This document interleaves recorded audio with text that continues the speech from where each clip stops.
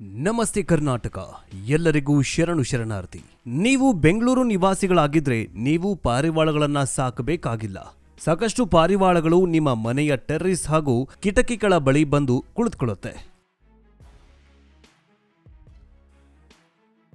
ಆ ಪಾರಿವಾಳಗಳನ್ನು ನೋಡುವಾಗ ತುಂಬಾನೇ ಮುದ್ದು ಮುದ್ದಾಗಿ ಇರೋದ್ರಿಂದ ಅವುಗಳನ್ನು ನೋಡಿ ಖುಷಿ ಪಡ್ತಾ ಇದ್ದೀರಾ ಅಲ್ವಾ? ಆದರೆ ನಿಮಗೆಲ್ಲ ಗೊತ್ತಿಲ್ಲದ ಒಂದು ಸಂಗತಿಯನ್ನ ಈ ವಿಡಿಯೋದಲ್ಲಿ ಹೇಳ್ತೀವಿ। ಈ ಮುದ್ದು ಮುದ್ದಾಗಿ ಕಾಣುವ ಪಾರಿವಾಳಗಳಿಂದ ಆರೋಗ್ಯ ಸಮಸ್ಯೆ ಹೆಚ್ಚಾಗಲಿದೆಯಂತೆ। ಹೇಗೆ ಅನ್ನೋದನ್ನ ಹೇಳ್ತೀವಿ ಈ ವಿಡಿಯೋದಲ್ಲಿ। ನೀವೇನಾದರೂ ಪಾರಿವಾಳಗಳನ್ನು ಸಾಕ್ತಾ ಇದ್ರೆ ಕಮೆಂಟ್ ಮೂಲಕ ತಿಳಿಸಿ। ಜೊತೆಗೆ ನಿಮ್ಮ ಊರಲ್ಲಿ ಪಾರಿವಾಳಗಳ ಸಂಖ್ಯೆ ಹೆಚ್ಚಾಗಿದೆಯಾ ಕಮೆಂಟ್ ಮೂಲಕ ತಿಳಿಸಿ। ಬನ್ನಿ ವಿಡಿಯೋವನ್ನ ಶುರು ಮಾಡೋಣ। ನೀವು ಪಾರಿವಾಳಗಳನ್ನು ಸಾಕೋದಕ್ಕೆ ಇಷ್ಟಪಡ್ತಾ ಇದ್ರೆ ಅಥವಾ ಅವುಗಳನ್ನು ಇಷ್ಟಪಟ್ಟರೆ ನೀವು ಗಂಭೀರ ಶ್ವಾಸಕೋಶ ಸಂಬಂಧಿ ಕಾಯಿಲೆಗೆ ಬಲಿಯಾಗಬಹುದು। ಇದು ಹೆದರಿಸುವ ತಂತ್ರವಲ್ಲ, ಬದಲಿಗೆ ವಾಸ್ತವ। ದೆಹಲಿಯ ಸರ್ ಗಂಗಾರಾಮ್ ಆಸ್ಪತ್ರೆ ಇತ್ತೀಚೆಗೆ ಬಿಡುಗಡೆ ಮಾಡಿದ ವರದಿಯಲ್ಲಿ ಈ ವಿಚಾರವನ್ನ ಉಲ್ಲೇಖ ಮಾಡಿದೆ।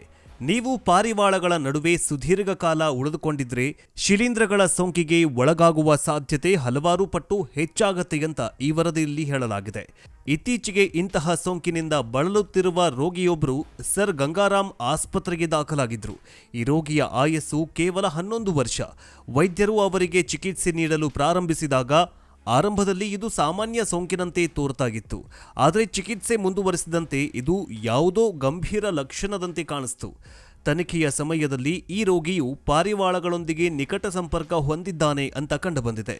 ಈ ಸಮಯದಲ್ಲಿ ಪಾರಿವಾಳಗಳ ಗರಿಗಳಿಂದ ಹಾರಿ ಹೋಗುವ ಶಿಲೀಂಧ್ರಗಳಿಂದ ಆತ ಅನಾರೋಗ್ಯಕ್ಕೆ ಒಳಗಾಗಿದ್ದ ಅಂತ ತಿಳಿದುಬಂದಿದೆ। ಇನ್ನು ಈ ಶಿಲೀಂಧ್ರ ಸೋಂಕಿಗೆ ಒಳಗಾದ ಸಮಯದಲ್ಲಿ ಈ ಬಾಲಕನಿಗೆ ಕೇವಲ ಒಂದು ಸಣ್ಣ ಸೋಂಕು ಮಾತ್ರ ಇತ್ತು ಅಂತ ವೈದ್ಯರು ಹೇಳಿದ್ದಾರೆ। ಆದರೆ ಮುಂದಿನ ಕೆಲವು ದಿನಗಳಲ್ಲಿ ಇದು ಅವನ ಎದೆಯ ಇತರೆ ಭಾಗಗಳಿಗೆ ಮತ್ತು ವಿಶೇಷವಾಗಿ ಶ್ವಾಸಕೋಶಗಳಿಗೆ ಕೆಟ್ಟದಾಗಿ ಹಬ್ಬಿಕೊಳ್ಳುತ್ತಂತೆ। ಆತನಿಗೆ ಆರೋಗ್ಯ ತೀವ್ರವಾಗಿ ಹದಗೆಟ್ಟಾಗ ಆತನನ್ನ ತರಾತುರಿಯಲ್ಲಿ ಆಸ್ಪತ್ರೆಗೆ ದಾಖಲಿಸಲಾಯಿತು। ರೋಗಿಯ ಪರೀಕ್ಷೆಯಲ್ಲಿ ವೈದ್ಯರು ಅನೇಕ ಗಂಭೀರ ಮತ್ತು ಆಘಾತಕಾರಿ ಫಲಿತಾಂಶಗಳನ್ನು ನೀಡಿದ್ದಾರೆ।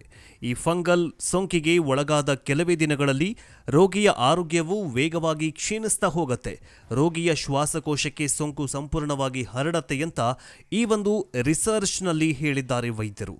ವೈದ್ಯರ ಪ್ರಕಾರ ಈ ರೋಗವನ್ನ ಹೈಪರ್ ಸೆನ್ಸಿಟಿವ್ ನಿಮೋನಿಸ್ಟ್ ಅಂದ್ರೆ HP ಅಂತ ಕರೆಯಲಾಗಿದೆ। ಇದರ ಹರಡುವಿಕೆಗೆ ದೊಡ್ಡ ಕಾರಣ ಏನಂತಂದ್ರೆ ಪಾರಿವಾಳಗಳ ಗರಿಗಳು ಮತ್ತು ಮಲದಿಂದ ಹೊರಬರುವಂತಹ ಶಿಲೀಂಧ್ರಗಳು।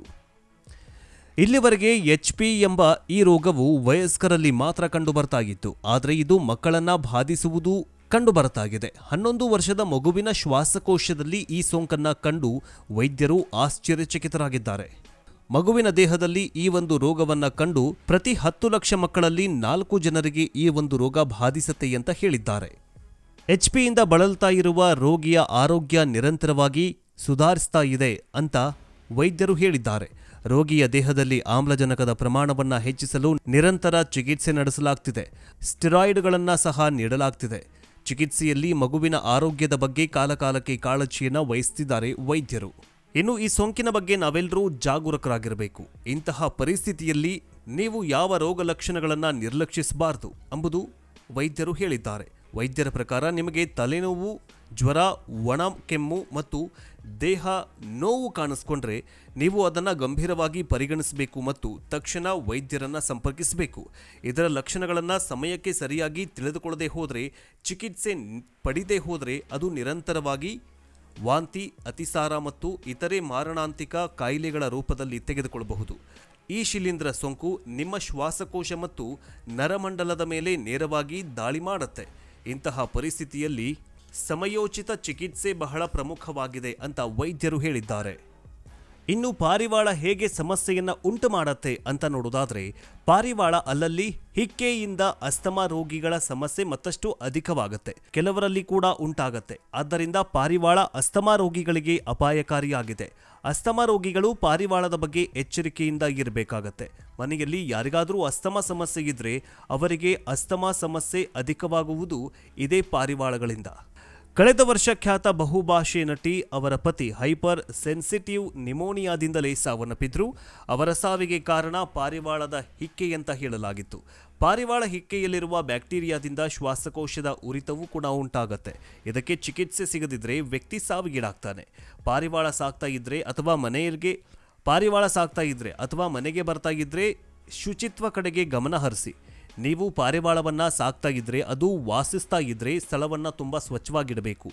ಇನ್ನು ಪಾರಿವಾಳ ಮನೆಯ ಕಿಟಕಿ ಬಳಿ ಅಥವಾ ಅವುಗಳು ಕೂರುವಂತಹ ಸ್ಥಳವಿರುವ ಕಡೆ ಗಲೀಜು ಮಾಡ್ತಾ ಇದ್ರೆ ಅವುಗಳನ್ನು ತೆಗೆದು ಸ್ವಚ್ಛವಾಗಿಡಿ. ಅಸ್ತಮಾ ರೋಗಿಗಳು ಈ ಕೆಲಸ ಮಾಡಬಾರದು. ಮನೆಯಲ್ಲಿ ಇರುವಂತಹ ಬೇರೆ ಸದಸ್ಯರು ಇದನ್ನು ಸ್ವಚ್ಛ ಮಾಡಬೇಕು. ಇನ್ನು ಪಾರಿವಾಳದಿಂದ ಉಸಿರಾಟ ಸಮಸ್ಯೆ ಹೆಚ್ಚಾಗತ್ತೆ ಅಂತ ಹೇಳಿದರೆ ಬಹುತೇಕರು ನಂಬೋದಿಲ್ಲ. ಯಾಕಂದರೆ ಆ ಪಕ್ಷಿಗಳು ಅವರ ಬದುಕಿನ ಅಂಗವಾಗಿರ್ತದೆ. ಕೆಲವರು ಮನೆಯಲ್ಲಿ ಪಾರಿವಾಳಗಳನ್ನು ಸಾಕ್ತಾರೆ, ಇನ್ನು ಕೆಲವರು ನೀರು, ಅಕ್ಕಿ, ಧಾನ್ಯಗಳನ್ನು ಹಾಕಿ ಸಾಕ್ತಿರ್ತಾರೆ. ಆದರೆ ಪಾರಿವಾಳ ನೀವು ಸಾಕಬೇಕಾದ್ರೆ ಅಸ್ತಮಾ ಇರುವವರು ಅದರ ಬಳಿ ಹೋದರೆ ಸಮಸ್ಯೆ ಹೆಚ್ಚಾಗಬಹುದು. ಜಾಗೃತೆ. ಆದ್ದರಿಂದ ಅವುಗಳು ಇರೋ ಕಡೆ ಶುಚಿತ್ವ ಕಡೆ ತುಂಬಾನೇ ಗಮನ ಹರಿಸಬೇಕು ಅಂತ ಹೇಳಿದ್ದಾರೆ ವೈದ್ಯರು. ಇನ್ನು ಪಾರಿವಾಳ ಹೇಗೆ ಸಮಸ್ಯೆಯನ್ನು ಉಂಟು ಮಾಡುತ್ತೆ ಅಂತ ನೋಡೋದಾದ್ರೆ, ಪಾರಿವಾಳ ಅಲ್ಲಲ್ಲಿ ಹಿಕ್ಕೆಯಿಂದ ಅಸ್ತಮಾ ರೋಗಿಗಳ ಸಮಸ್ಯೆ ಮತ್ತಷ್ಟು ಅಧಿಕವಾಗುತ್ತೆ. ಕೆಲವರಲ್ಲಿ ಕೂಡ ಉಂಟಾಗತ್ತೆ. ಆದ್ದರಿಂದ ಪಾರಿವಾಳ ಅಸ್ತಮಾ ರೋಗಿಗಳಿಗೆ ಅಪಾಯಕಾರಿಯಾಗಿದೆ. ಅಸ್ತಮಾ ರೋಗಿಗಳು ಪಾರಿವಾಳದ ಬಗ್ಗೆ ಎಚ್ಚರಿಕೆಯಿಂದ ಇರಬೇಕಾಗತ್ತೆ. ಮನೆಯಲ್ಲಿ ಯಾರಿಗಾದರೂ ಅಸ್ತಮಾ ಸಮಸ್ಯೆ ಇದ್ರೆ ಅವರಿಗೆ ಅಸ್ತಮಾ ಸಮಸ್ಯೆ ಅಧಿಕವಾಗುವುದು ಇದೇ ಪಾರಿವಾಳಗಳಿಂದ. ವೈದ್ಯರ ಪ್ರಕಾರ ನಿಮಗೆ ತಲೆನೋವು, ಜ್ವರ, ಒಣ ಕೆಮ್ಮು ಮತ್ತು ದೇಹ ನೋವು ಕಾಣಿಸ್ಕೊಂಡ್ರೆ ನೀವು ಅದನ್ನು ಗಂಭೀರವಾಗಿ ಪರಿಗಣಿಸಬೇಕು ಮತ್ತು ತಕ್ಷಣ ವೈದ್ಯರನ್ನು ಸಂಪರ್ಕಿಸಬೇಕು. ಇದರ ಲಕ್ಷಣಗಳನ್ನು ಸಮಯಕ್ಕೆ ಸರಿಯಾಗಿ ತಿಳಿದುಕೊಳ್ಳದೆ ಹೋದರೆ, ಚಿಕಿತ್ಸೆ ಪಡೆದೇ ಹೋದರೆ ಅದು ನಿರಂತರವಾಗಿ ವಾಂತಿ, ಅತಿಸಾರ ಮತ್ತು ಇತರೆ ಮಾರಣಾಂತಿಕ ಕಾಯಿಲೆಗಳ ರೂಪದಲ್ಲಿ ತೆಗೆದುಕೊಳ್ಳಬಹುದು. ಈ ಶಿಲೀಂಧ್ರ ಸೋಂಕು ನಿಮ್ಮ ಶ್ವಾಸಕೋಶ ಮತ್ತು ನರಮಂಡಲದ ಮೇಲೆ ನೇರವಾಗಿ ದಾಳಿ ಮಾಡುತ್ತೆ. ಇಂತಹ ಪರಿಸ್ಥಿತಿಯಲ್ಲಿ ಸಮಯೋಚಿತ ಚಿಕಿತ್ಸೆ ಬಹಳ ಪ್ರಮುಖವಾಗಿದೆ ಅಂತ ವೈದ್ಯರು ಹೇಳಿದ್ದಾರೆ. ಪಾರಿವಾಳ ಹಿಕ್ಕೆಯಲ್ಲಿರುವ ಬ್ಯಾಕ್ಟೀರಿಯಾದಿಂದ ಶ್ವಾಸಕೋಶದ ಉರಿತವೂ ಕೂಡ ಉಂಟಾಗತ್ತೆ. ಇದಕ್ಕೆ ಚಿಕಿತ್ಸೆ ಸಿಗದಿದ್ರೆ ವ್ಯಕ್ತಿ ಸಾವಿಗೀಡಾಗ್ತಾನೆ. ಪಾರಿವಾಳ ಸಾಕ್ತಾ ಇದ್ರೆ ಅಥವಾ ಮನೆಗೆ ಬರ್ತಾ ಇದ್ರೆ ಶುಚಿತ್ವ ಕಡೆಗೆ ಗಮನ ಹರಿಸಿ. ನೀವು ಪಾರಿವಾಳವನ್ನು ಸಾಕ್ತಾ ಇದ್ರೆ, ಅದು ವಾಸಿಸ್ತಾ ಇದ್ರೆ ಸ್ಥಳವನ್ನು ತುಂಬ ಸ್ವಚ್ಛವಾಗಿಡಬೇಕು. ಇನ್ನು ಪಾರಿವಾಳ ಮನೆಯ ಕಿಟಕಿ ಬಳಿ ಅಥವಾ ಅವುಗಳು ಕೂರುವಂತಹ ಸ್ಥಳವಿರುವ ಕಡೆ ಗಲೀಜು ಮಾಡ್ತಾ ಇದ್ರೆ ಅವುಗಳನ್ನು ತೆಗೆದು ಸ್ವಚ್ಛವಾಗಿಡಿ. ನೀವು ಕೂಡ ಪಾರಿವಾಳಗಳನ್ನು ಸಾಕ್ತಾ ಇದ್ರೆ ಸ್ವಚ್ಛತೆ ಕಡೆ ಗಮನ ಕೊಡಿ. ನಂತರ ಪಾರಿವಾಳಗಳನ್ನು ಸಾಕಿ ಮತ್ತು ಮೂಕ ಪ್ರಾಣಿಗಳನ್ನು ಸಾಕಿ. ಹೇಗನಿಸ್ತು ವಿಡಿಯೋ ಕಮೆಂಟ್ ಮೂಲಕ ತಿಳಿಸಿ. ಮುಂದಿನ ವಿಡಿಯೋದಲ್ಲಿ ಮತ್ತೆ ಸಿಗೋಣ. ಜೈ ಹಿಂದ್, ಜೈ ಕರ್ನಾಟಕ. ಜೊತೆಗೆ ನಿಮ್ಮ ಊರಲ್ಲಿ ಪಾರಿವಾಳಗಳ ಸಂಖ್ಯೆ ಹೆಚ್ಚಾಗಿದೆಯಾ?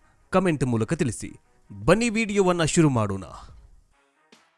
ನೀವು ಪಾರಿವಾಳಗಳನ್ನು ಸಾಕೋದಕ್ಕೆ ಇಷ್ಟಪಡ್ತಾ ಇದ್ರೆ ಅಥವಾ ಅವುಗಳನ್ನು ಇಷ್ಟಪಟ್ಟರೆ ನೀವು ಗಂಭೀರ ಶ್ವಾಸಕೋಶ ಸಂಬಂಧಿ ಕಾಯಿಲೆಗೆ ಬಲಿಯಾಗಬಹುದು. ಇದು ಹೆದರಿಸುವ ತಂತ್ರವಲ್ಲ, ಬದಲಿಗೆ ವಾಸ್ತವ. ದೆಹಲಿಯ ಸರ್ ಗಂಗಾರಾಮ್ ಆಸ್ಪತ್ರೆ ಇತ್ತೀಚೆಗೆ ಬಿಡುಗಡೆ ಮಾಡಿದ ವರದಿಯಲ್ಲಿ ಈ ವಿಚಾರವನ್ನ ಉಲ್ಲೇಖ ಮಾಡಿದೆ. ನೀವು ಪಾರಿವಾಳಗಳ ನಡುವೆ ಸುದೀರ್ಘ ಕಾಲ ಉಳಿದುಕೊಂಡಿದ್ರೆ ಶಿಲೀಂಧ್ರಗಳ ಸೋಂಕಿಗೆ ಒಳಗಾಗುವ ಸಾಧ್ಯತೆ ಹಲವಾರು ಪಟ್ಟು ಹೆಚ್ಚಾಗತ್ತೆ ಅಂತ ಈ ವರದಿಯಲ್ಲಿ ಹೇಳಲಾಗಿದೆ. ಇತ್ತೀಚೆಗೆ ಇಂತಹ ಸೋಂಕಿನಿಂದ ಬಳಲುತ್ತಿರುವ ರೋಗಿಯೊಬ್ಬರು ಸರ್ ಗಂಗಾರಾಮ್ ಆಸ್ಪತ್ರೆಗೆ ದಾಖಲಾಗಿದ್ರು.